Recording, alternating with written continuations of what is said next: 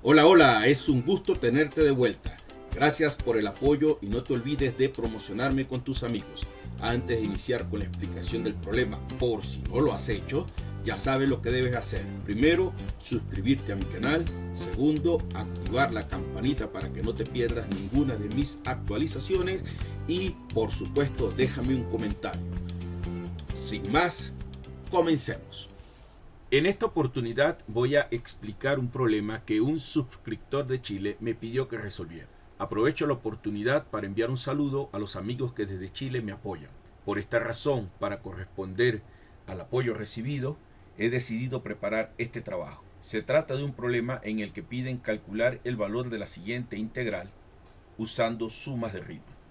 Resalto aquí el término sumas de Riemann porque es necesario explicar que una integral definida tiene dos métodos de solución.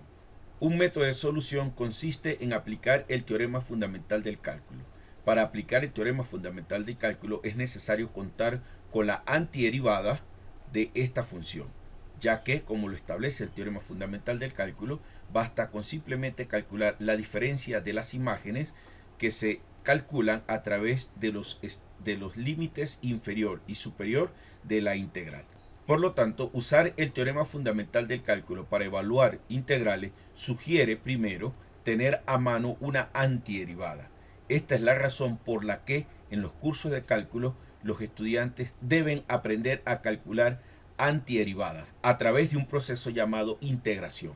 Es allí en donde radica la importancia de saber integrar, porque solamente sabiendo integrar es que se puede calcular integrales utilizando el teorema fundamental del cálculo. El otro método que se emplea para calcular integrales definidas es a través de sumas de Riemann. Este método consiste en calcular el valor del presente límite luego de obtener primeramente el valor de esta suma. No obstante, para poder calcular esta suma se requiere dos cosas. La primera es obtener la partición del intervalo AB en donde se define la integral, y la segunda, elegir un punto x sub y barra en cada subintervalo de la partición. La elección de este punto es sumamente importante, ya que una correcta elección del mismo ayuda a simplificar de sobremanera el cálculo de esta sumatoria. Otro aspecto a considerar cuando se calculan sumas de Riemann es establecer el valor de los delta x sub y, ya que una elección incorrecta también de los delta x sub y ocasiona que el cálculo de esta sumatoria se vuelva un trabajo sumamente complicado. La esencia del uso de la suma de Riemann para calcular integrales definidas consiste justamente en encontrar el modo de expresar esta suma lo más sencillo posible que permita posteriormente poder calcular este límite con muy poco esfuerzo. Como en este video estoy interesado en calcular esta integral usando sumas de Riemann, entonces en este video voy a explicar lo siguiente. Primero, cómo obtener la partición del intervalo AB. Segundo, cómo elegir este punto x sub y barra de manera conveniente. Tercero, cómo justamente calcular o encontrar los delta x sub y. Y por supuesto, cuarto, cómo calcular el valor de esta suma que nos conlleva inmediatamente al cálculo del límite. Como podrás notar, el desarrollo de este video requiere una serie de pasos, por lo que es muy importante no perder de vista cada uno de los elementos que acabo de mencionar, pues de lo contrario te va a parecer un video sumamente fastidioso y largo, y no quiero que eso ocurra. Por eso es muy importante tener en cuenta cada uno de los elementos que acabo de decir. Primero, la partición. Segundo, la elección del punto. Tercero, cómo se calcula o cómo se determinan estos delta x sub y. Cuarto, cómo se puede establecer esta suma que sea sumamente sencilla para poder posteriormente calcular el límite. Iniciamos estableciendo la partición del intervalo. Para ello, consideremos el intervalo AB y la intención es justamente encontrar esta partición que me ayude a subdividir el intervalo AB en n subintervalos. Lo primero que haremos para establecer la partición es decir que el primer término x sub 0 debe corresponder con el número a, el extremo inferior del intervalo. Lo segundo que debemos establecer es que el último elemento de la partición debe corresponder con el extremo superior del intervalo. De esta manera los x1, x2, xy que definen la partición del intervalo se encuentran en el interior del intervalo AB. Y cada uno de estos puntos, x0, x1, x2, x3 hasta xn, definen la partición P. Por lo que la partición P contiene n más 1 elementos. Y estos n más 1 elementos nos definen n subintervalos de la forma x0, x1, x1, x2 hasta xn-1, xn. En consecuencia, hasta ahora lo que tenemos es una partición formada por n más 1 elementos, en el que el primer elemento coincide con el extremo inferior del intervalo, el último elemento de la partición coincide con el extremo superior del intervalo, y estos n más 1 elementos nos definen n subintervalos. Notemos que en cada uno de estos subintervalos se establece una distancia. Esa distancia podría ser variable en dependencia de la elección de los puntos x1, x2, x3, es decir, de los puntos que definen la partición. No podemos garantizar que esta longitud sea igual a esta longitud. Por eso, cada una de estas longitudes o cada uno de estas distancias se definen como el valor absoluto de x1 menos x0. Igualmente aquí se define como este valor absoluto, y en términos generales para cualquier subintervalo se define de esta manera. Cada una de estas distancias se denotan de la siguiente manera. Para denotar, por ejemplo, que delta x1 corresponde a la longitud del primer subintervalo de la partición. Delta x2 es la longitud del segundo subintervalo de la partición, y así sucesivamente. Por ejemplo, el delta xy sería entonces la longitud del intervalo en la yésima posición. Por lo tanto, tenemos n cantidad de delta xy. Ahora bien, como les estaba explicando, estas distancias o estos delta xy no tienen por qué ser iguales. Podrían ser diferentes porque depende de la forma como se elijan los valores o los puntos que definen la partición. Sin embargo, cuando se quiere calcular una integral por medio de sumas de Riemann, es muy conveniente que estos delta xy tengan el mismo valor. Es decir, que estos elementos sean equidistantes. Lo que es lo mismo decir que la partición P sea equiespaciada.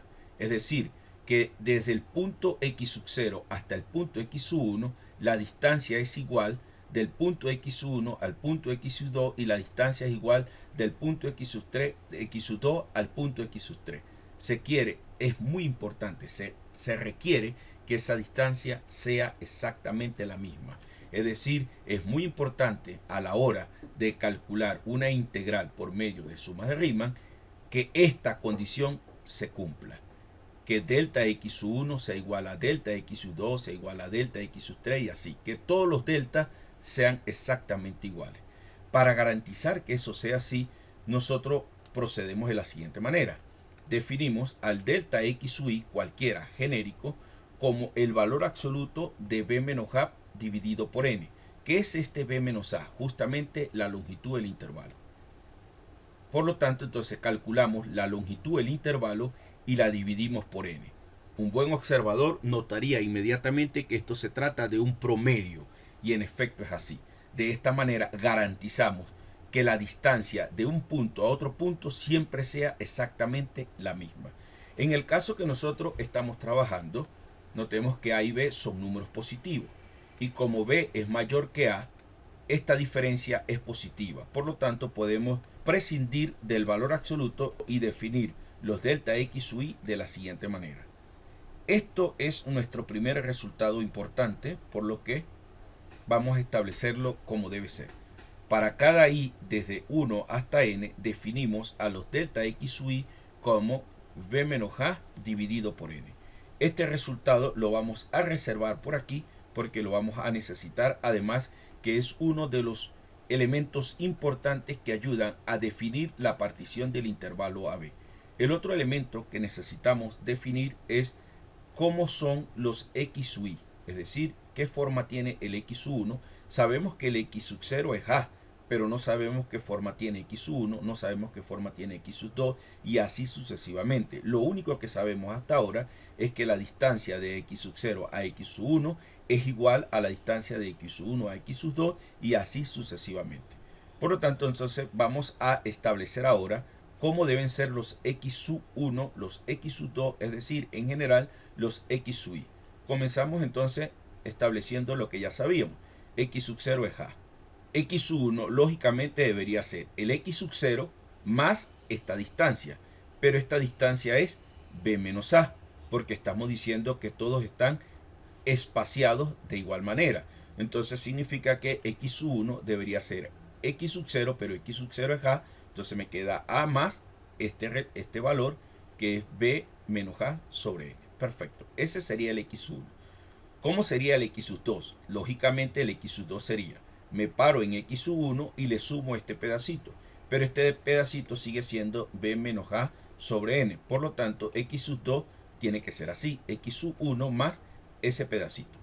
Pero ¿quién es x sub 1? X sub 1 es todo esto. Entonces vamos a sustituir ese x sub 1 aquí. Si sustituimos x sub 1 ahí, nos queda entonces esta expresión. Ahora, estos dos números son iguales, se pueden sumar y al sumar obtenemos este resultado. Significa que x sub 2 tiene esta forma. Ahora vamos a definir a x sub 3. Para llegar a x sub 3 me paro en x sub 2 y sumo este pedacito. Al hacer eso, entonces me queda que x sub 3 es x sub 2 más ese pedacito. Pero x sub 2 es todo esto. Entonces sustituimos esto acá y nos queda esta expresión. Ahora, estos dos números son iguales, se pueden sumar y al sumar queda entonces este resultado. Fíjense ustedes que cuando se define x sub 2, se define x sub 2 como a más 2 veces este número. Cuando se define x sub 3, se define como a más 3 veces este número. Y cuando se define x sub 1, se define como a más una vez, aquí hay un 1, solo que no se ve, pero se sobreentiende, 1 por este número. Significa entonces que podemos decir que x sub 4 debería ser a más 4 veces este número. Igualmente x sub 5 debería ser a más 5 veces ese número. Y en forma general podemos establecer que x sub i es igual a más i por este número. Hemos establecido ahora sí la forma como son los x sub i que definen a la partición. Esto es un resultado sumamente importante porque este resultado con este resultado está definiendo la partición del intervalo AB. Ahora sí, ya sabemos qué forma tiene cada uno de estos números, ya sabemos exactamente cómo son y ya sabemos exactamente cuánto vale la distancia entre dos números cualesquiera consecutivos de la partición. Por lo tanto, hemos logrado el primer punto de nuestra agenda. ¿Cuál era el primer punto? Establecer la partición P del intervalo AB. Ahora nos vamos al segundo punto de nuestra agenda, que es calcular o determinar los x sub i barra. Continuamos con la elección del punto x sub i barra. Una vez establecida la partición del intervalo AB, en la que cada x sub i de la partición tiene esta forma y la longitud de cada subintervalo es exactamente la misma, llegamos al momento en el que es necesario elegir un punto en cada subintervalo de la partición. La elección de dicho punto es fundamental, ya que una correcta elección del mismo garantiza que la suma de Riemann se pueda obtener fácilmente. Por tanto, deseamos encontrar un punto en cada subintervalo que denotaremos por medio de x sub i barra. La i denota la posición en la que se encuentra dicho número. Así, por ejemplo, en el primer subintervalo encontraremos un punto al que denotaremos x sub 1 barra. En el segundo subintervalo encontraremos un punto al que denotaremos x sub 2 barra. Y así sucesivamente hasta encontrar en el iésimo subintervalo el número x sub i barra. Para iniciar el proceso que nos conducirá a la elección del punto x sub i barra, notemos que x sub 1 es menor que x sub 2, como también x sub 2 es menor que x sub 3. Y así sucesivamente podemos establecer que x sub i menos 1 es siempre menor que x sub i para todo i desde 1 hasta n. Esta idea nos permite plantear lo siguiente. Por un lado, sabemos que x sub i menos 1 es siempre menor que x sub i, por lo que podemos pasar a dividir a x sub i y el resultado que obtenemos es siempre un número menor que 1. Así como podemos establecer que x sub i menos 1 es menor que x sub i, también podemos establecer que x sub i es mayor que x sub i menos 1. Con ello, si pasamos a dividir x sub i menos 1, obtenemos un número que siempre va a ser mayor que 1. Esta desigualdad, en conjunto con esta desigualdad, nos permite plantear la siguiente cadena de desigualdades. A esta cadena de desigualdades la vamos a multiplicar por el número x sub i menos 1 por x sub i. Es decir, vamos a efectuar la siguiente operación. Este número es positivo, por lo tanto, al multiplicar cada uno de los términos que definen esta cadena de desigualdades, la desigualdad no cambia. Por lo tanto, obtenemos el siguiente resultado. Aquí podemos observar que este x sub i se puede simplificar con este x sub i porque ambos son factores. De igual manera, podemos simplificar este x sub i menos 1 con este x sub i menos 1. Por lo tanto, efectuamos la operación de multiplicar este x sub i menos 1 por este x sub i y podemos multiplicar entonces también este x sub i por este x sub i, obteniendo entonces este resultado. De este lado de la desigualdad obtenemos x sub i menos 1 al cuadrado y del otro lado de la desigualdad obtenemos x sub i al cuadrado. Para eliminar estos cuadrados, aplicamos la raíz cuadrada a toda la expresión. Al aplicar la raíz cuadrada obtenemos este resultado y no hay problema porque la desigualdad no sufre ningún cambio porque la función raíz cuadrada es una función creciente. Ahora bien, estos cuadrados que tenemos aquí pueden cancelar la raíz. Al cancelar esta raíz, estos números que están afectados por estos cuadrados van a quedar expresados en valores absolutos de la siguiente manera. Pero tenemos en cuenta que x sub i menos 1 y x sub i son números positivos.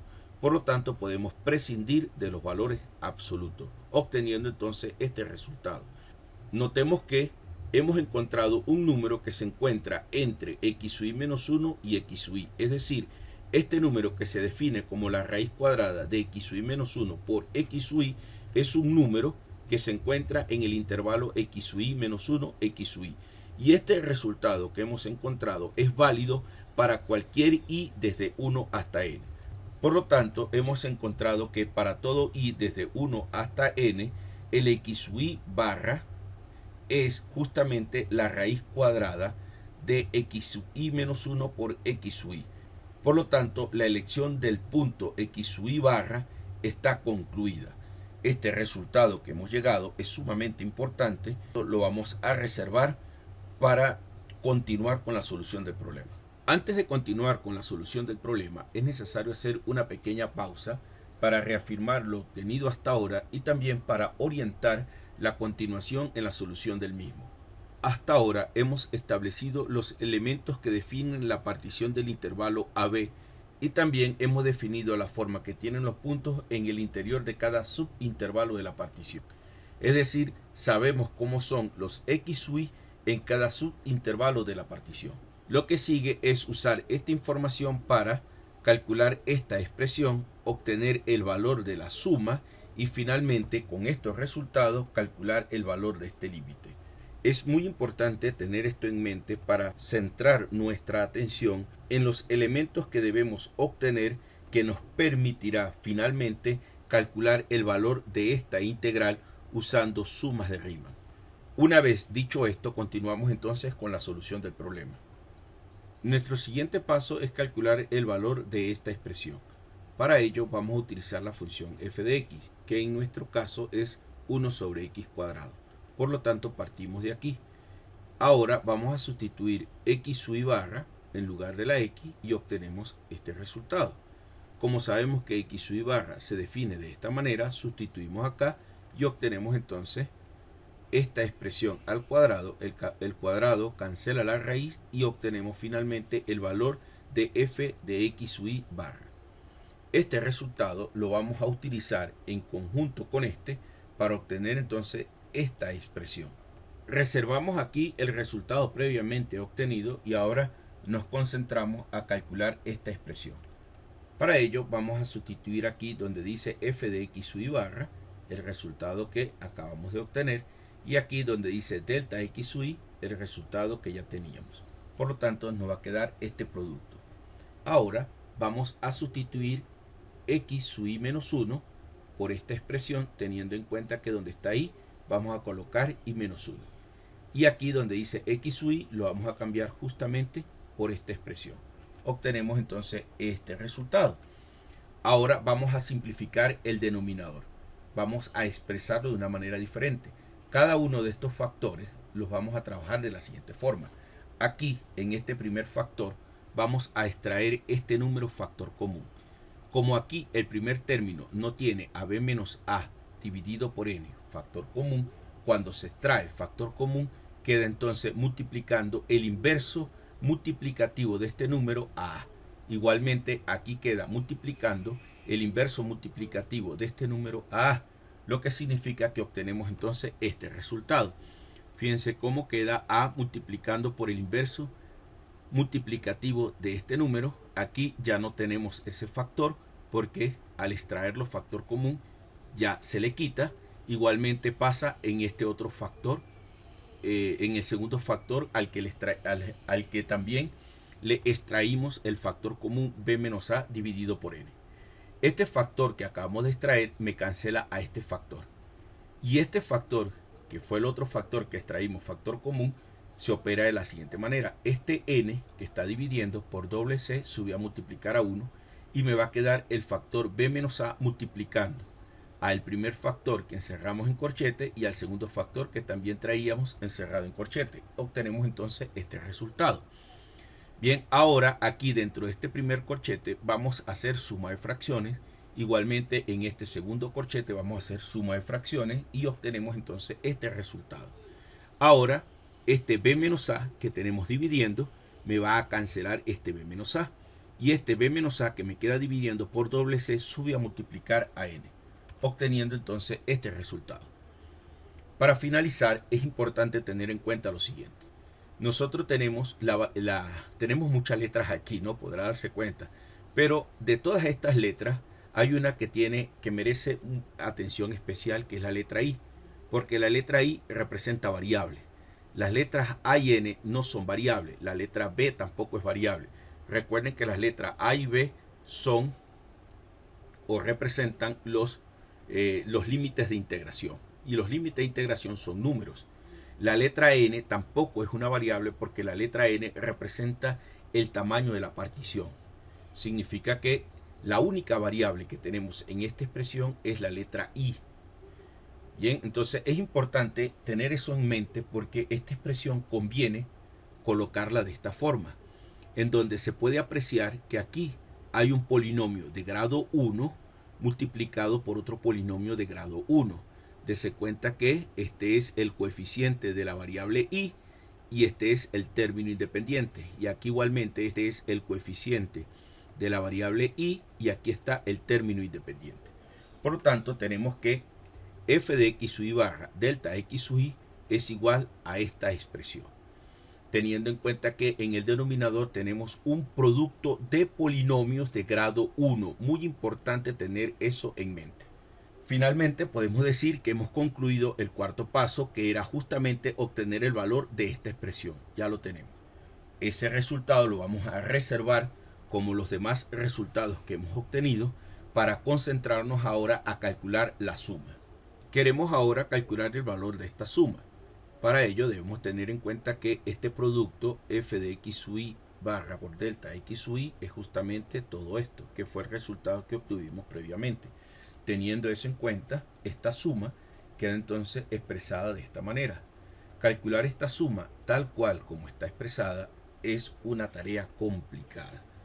Es necesario buscar la forma de expresar esto de una manera diferente. Para ello vamos a hacer unas asignaciones. Vamos a decir que m es igual a b menos a, en s es igual a a por n menos b menos a y finalmente vamos a decir que r es igual a por n. sustituyendo estas nuevas asignaciones aquí en esta expresión, nos queda ahora de esta forma. Claro, usted dirá, bueno, sí, queda mucho más simple, pero no la ha cambiado. Y en efecto, no la he cambiado. En esencia, esto, aunque está expresado de manera diferente, sigue siendo igual a esta suma. No he hecho ningún cambio. La ventaja de expresarlo de esta manera es que veo fácilmente en el denominador un producto de dos polinomios de variable y. Aquí, observar el producto de los dos polinomios de variable y requiere de mayor capacidad para poder observar esas sutilezas. En cambio, aquí se ve muy pero muy fácil, o se ve de manera inmediata, los dos polinomios.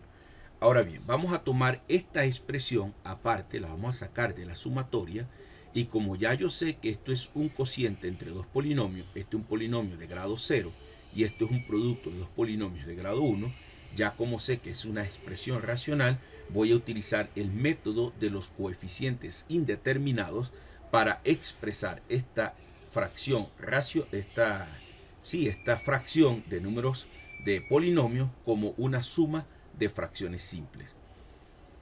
¿Qué significa esto? Bueno, que toda expresión racional es posible descomponerla como suma de dos fracciones que tienen esta forma. Se llaman fracciones simples porque en el numerador tengo una constante y en el denominador un polinomio de grado 1. Por eso es que ambas se llaman fracciones simples. El método de los coeficientes indeterminados es un método que se usa siempre que sea posible la necesidad, o siempre que es necesario, así es mejor decirlo así, siempre que es necesario descomponer una fracción de polinomios como suma de dos fracciones de polinomio. En este caso conviene hacer eso para poder transformar esta sumatoria de una manera mucho más sencilla, que nos va a ayudar justamente a calcular su valor. Ahora, para terminar de expresar esta fracción de polinomio como suma de dos fracciones simples, es necesario calcular el valor de a y b. Por ello, lo primero que vamos a hacer es una suma de fracciones. Al hacer la suma de fracciones, obtenemos este resultado. Ahora, aquí es muy importante tener en cuenta lo siguiente. De este lado tengo una fracción de polinomio, de este lado también tengo una fracción de polinomio, donde el denominador de esta fracción es igual al denominador de esta otra fracción. Si ya los denominadores son exactamente iguales y estoy diciendo que esta fracción es igual a esta fracción, debo entonces concluir que el numerador de esta fracción tiene que ser igual al numerador de esta fracción. Por lo tanto, me queda esta igualdad. A partir de esta igualdad voy a desarrollar una propiedad distributiva aquí con A y también con B, lo que me lleva a este resultado.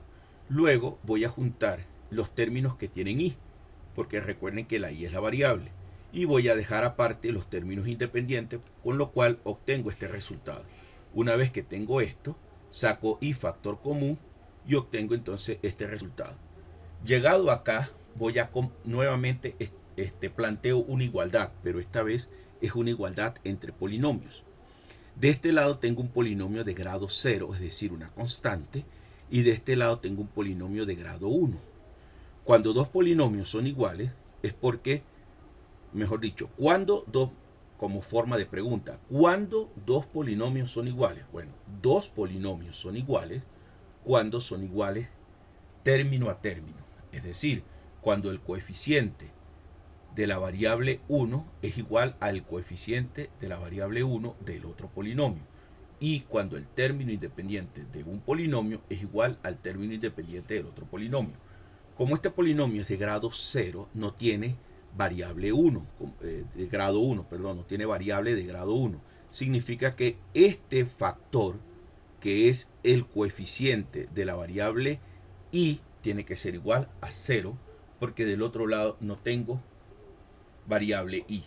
Bien, entonces me queda am más bm igual a 0. Y este es el término independiente, tiene que ser igual al término independiente del otro polinomio, y entonces me queda esta igualdad.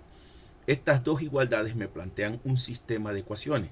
Vamos a resolver este sistema. Comenzamos con la primera ecuación.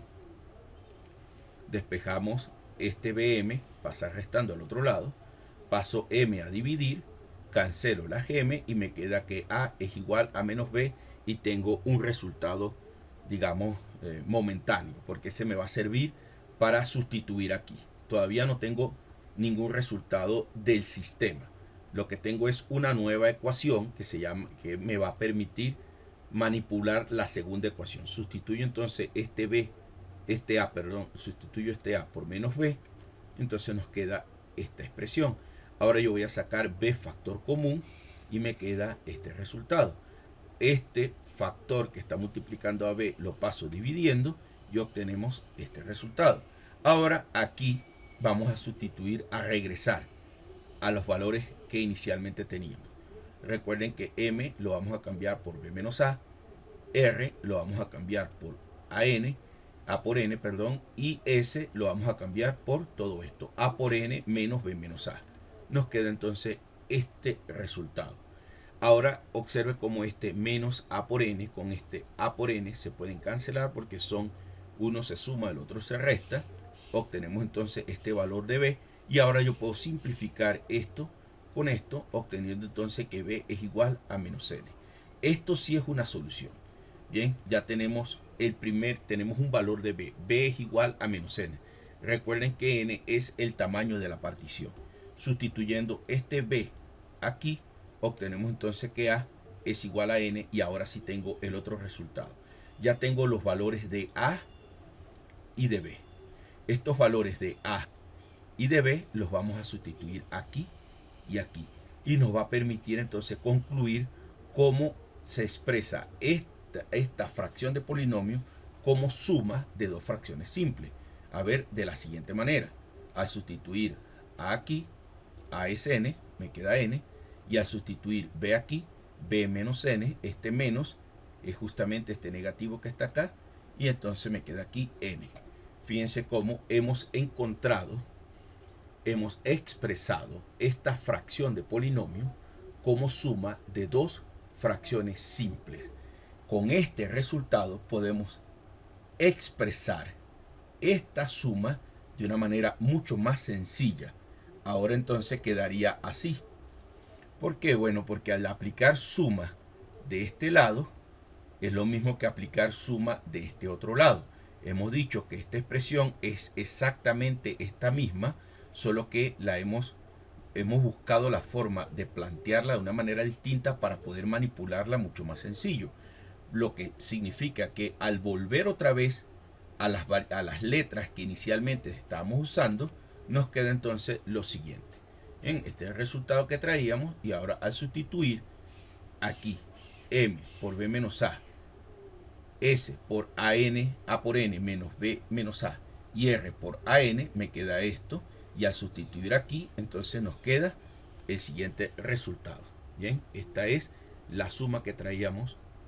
Y aquí están las dos fracciones simples. Esta es la primera fracción simple menos la segunda fracción simple. Observe usted que esto que tenemos aquí es esto mismo. Y este resultado que tenemos aquí es justamente este mismo. Bien, ahora, todavía no hemos calculado el valor de la suma. Lo único que hicimos fue encontrar una manera diferente de expresar la suma original. Esta es la suma que queremos calcular, pero he encontrado una manera diferente de expresarla. Gracias a esta forma diferente de expresarla es que vamos a poder calcular la suma. Observen muy bien lo que vamos a hacer. Bien, este resultado por supuesto es muy importante. Bien, lo señalamos y lo vamos a colocar aquí. Bien, de primerito. Ahora bien, quiero calcular esta suma. Calculando esta suma, obtengo el valor de esta suma, evidentemente. Para calcular esta suma, vamos a empezar a darle valores ahí. Porque como quiero calcular la suma, voy a ir calculando término a término la suma. ¿Y cómo se calcula término a término la suma? Dándole valores ahí. Para i igual a 1, vemos qué resultado me queda. Para i igual a 2, vemos qué resultado me queda. Y así voy, hasta llegar a i igual a n. Claro, usted pensará, bueno, pero ¿cuándo sabe que va a llegar a i igual a n si no sabe cuánto vale n? Bueno, justamente aquí es donde viene la magia de este tipo de ejercicios, de este tipo de problemas. en algún momento vamos a ver un comportamiento que nos va a poder predecir, o no tanto predecir, nos va a poder llegar al resultado de manera automática y de manera simple. Bien, entonces cuando comenzamos con i igual a 1, sustituimos aquí 1, sustituimos aquí 1, obtenemos lo siguiente. Bien, fíjense cómo hemos cambiado 1 aquí y hemos cambiado 1 aquí. Multiplicamos este 1 y obtenemos lo siguiente. Ahora podemos simplificar, por ejemplo, este b se simplifica con este b, este a se simplifica con este a, y aquí no tenemos ninguna cancelación, pero lo ordenamos colocando este de primero y nos quedaría así. Aquí al simplificar los que se van me queda n dividido por a por n, mientras que aquí ordenamos esto de esta manera, se ve más bonito así, y aquí podemos cancelar, simplificar n con n y nos queda entonces este resultado. Este es el resultado que obtenemos para cuando i es igual a 1. Este resultado lo vamos a necesitar y lo reservamos aquí y lo encerramos en un cuadrito para que no se nos pierda. Ahora vamos a ver para i igual a 2. Nuevamente sustituimos aquí donde está la i, el valor de 2, y nos queda este resultado. Volvemos otra vez a desarrollar las multiplicaciones acá y obtenemos esto. Nuevamente tenemos ya no una cancelación, pero sí una simplificación. Este 2b se resta con b, me va a quedar una b, y este menos 2a se resta con a, me va a quedar menos a. Aquí no hay ninguna cancelación, ninguna simplificación, solo que lo escribimos de otra manera, de esta forma, para que sea más bonito. Aquí nos queda entonces el resultado de simplificar lo que íbamos a simplificar acá. Este resultado que acabamos de obtener ocurre cuando i igual a 2. Nuevamente es un resultado muy importante, lo vamos a guardar aquí en otro cuadrito. Nuevamente para i igual a 3 volvemos a sustituir aquí 3, nos queda entonces este resultado. Nuevamente volvemos a multiplicar el 3. Hay otra vez una simplificación aquí abajo. En el 3b se simplifica con menos b, y este menos 3a se simplifica con a, lo que nos lleva a este resultado. Aquí no hay ninguna cancelación, simplificación, pero lo expresamos de esta manera para que sea mejor. Nuevamente tengo un resultado muy importante, lo voy a reservar aquí en un cuadrito. Finalmente uno puede, no hay ningún problema, seguir calculando más términos. I igual a 4, I igual a 5, I igual a 6, pero ya le queda a usted claro más o menos lo que va a pasar. Bien, entonces podemos generalizar, podemos irnos para I igual a 1, I igual a n, perdón, al último. Si yo sustituyo este n aquí y aquí, voy a obtener entonces este resultado. Ahora aquí hago propiedad distributiva, aquí también hago propiedad distributiva y voy a obtener este resultado. Aquí no hay ninguno, bueno, sí, hay una simplificación, este se simplifica con este, mientras que aquí, miren, este también se simplifica con este. Obtenemos entonces estos resultados, este n se simplifica con este n, y aquí no tenemos más simplificaciones, finalmente obtenemos esta solución. Esto nuevamente es un resultado muy importante y lo reservamos acá. Fíjense que he calculado algunos términos de esta suma. Voy a expresar esta suma con cada, digamos, haciendo uso de cada uno de estos términos que acabo de calcular. Nos queda entonces la suma, esta es la suma que quiero calcular, y voy a empezar aquí, en este espacio, a colocar cada uno de los términos. Es decir, este es el primero que se obtuvo cuando i es igual a 1. Bien, ahora voy a sumar el segundo término, más el segundo término, que es este, que lo obtuvimos cuando i es igual a 2. Muy bien, voy a sumar el tercer término, que es justamente cuando i es igual a 3, y así yo puedo seguir colocando más y más y más términos, pero bueno, no es necesario, se van a dar cuenta, y al final aquí voy a colocar el término, el último término, que fue el que obtuvimos cuando i es igual a n. Una vez que estamos acá, observamos algo, un comportamiento bien interesante. Observe cómo este término es exactamente igual a este término. Y aquí se está sumando, restando, y aquí se está sumando. Significa que este término se cancela con este otro término. Interesante. Bien, vamos a dejarlo claro. Este término se cancela con este término. Nuevamente observe cómo este término es negativo y este término es exactamente igual y es positivo. significa que ahí tenemos otra simplificación. Este término se cancela con este término. Aquí estamos observando un comportamiento bien interesante. Para i igual a 1 obtuvimos dos términos. Para i igual a 2 obtuvimos dos términos. Para i igual a 3 obtuvimos dos términos. Siempre, para cada valor de i, siempre surgen dos términos. Y observe cómo el segundo término, para i igual a 1, se cancela con el primer término del que viene. El segundo término de i igual a 2 se cancela con el primer término del que viene. Por lo tanto, no hay problema alguno en asegurar que el segundo término para i igual a 3 se va a cancelar con el siguiente término que viene para i igual a 4. Y ese comportamiento se va a seguir repitiendo. Por lo tanto, podemos garantizar que el primer término para i igual a n se va a cancelar con el segundo término que viene anterior a i igual a n, es decir, cuando i tome el valor de n-1. Bien, esta idea, esto que está ocurriendo, estas cancelaciones, nos advierte que los únicos términos que van a quedar van a ser el 1 menos el 1 dividido por a y menos el 1 dividido por b.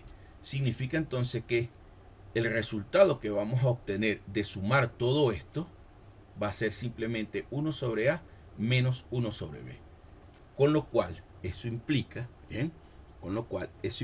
Que la suma que queremos calcular, esta gran suma que queremos calcular, que es esta misma suma que es la que queremos calcular, simplemente es 1 sobre a menos 1 sobre b. Interesante, interesante. Bien, ahora ya tenemos el valor de la suma. Ya lo que nos falta es simplemente calcular el valor de este límite. Es todo, es simplemente eso. Vamos a reservar, tenemos aquí, bueno, vamos a concretarlo. Bien, justamente el resultado de lo que acabamos de obtener. Bien, la suma, que es la que queríamos calcular, es 1 sobre a menos 1 sobre b. Ahora vamos a guardar este resultado y lo vamos a colocar aquí. Este resultado lo vamos a utilizar ahora, lo vamos a sustituir aquí. Bien, y por lo tanto vamos a poder calcular la integral, porque yo aquí en esta expresión cambio f de x por la función 1 sobre x cuadrado y me queda esto. Aquí entonces coloco el límite cuando n tiende a infinito del resultado de la suma, pero el resultado de la suma es 1 dividido por a menos 1 dividido por b. Ahora voy a calcular este límite, pero este límite tiene variable n y aquí no hay variable n. Significa que esto es constante. El límite de una constante es la constante y por lo tanto el resultado del límite es esto. Esto implica entonces que la integral de a b de 1 dividido por x cuadrado, diferencial de x, es justamente 1 entre a menos 1 sobre b. Finalmente entonces hemos encontrado el valor de esta integral usando el método de la suma de Riemann. Espero que este video te haya gustado. Fue para mí un verdadero placer preparar este trabajo. Me llevó más tiempo de lo esperado, pero es que lo requería. Decidí escribirlo de esta manera porque al hacerlo con mi mano, de manera manual, a puño, me salían los i, se me convertían en unos, bueno, era terrible, entonces no se iba a entender el video y decidí entonces construirlo de este modo. Espero que les guste, espero que les sirva y bueno, nos vemos en otra oportunidad. Muchas gracias por quedarse hasta el final. Es un problema extremadamente largo y algunos, los que se quedaron hasta acá, se los agradezco con el corazón. Bueno, estamos en contacto, nos hablamos en otra oportunidad.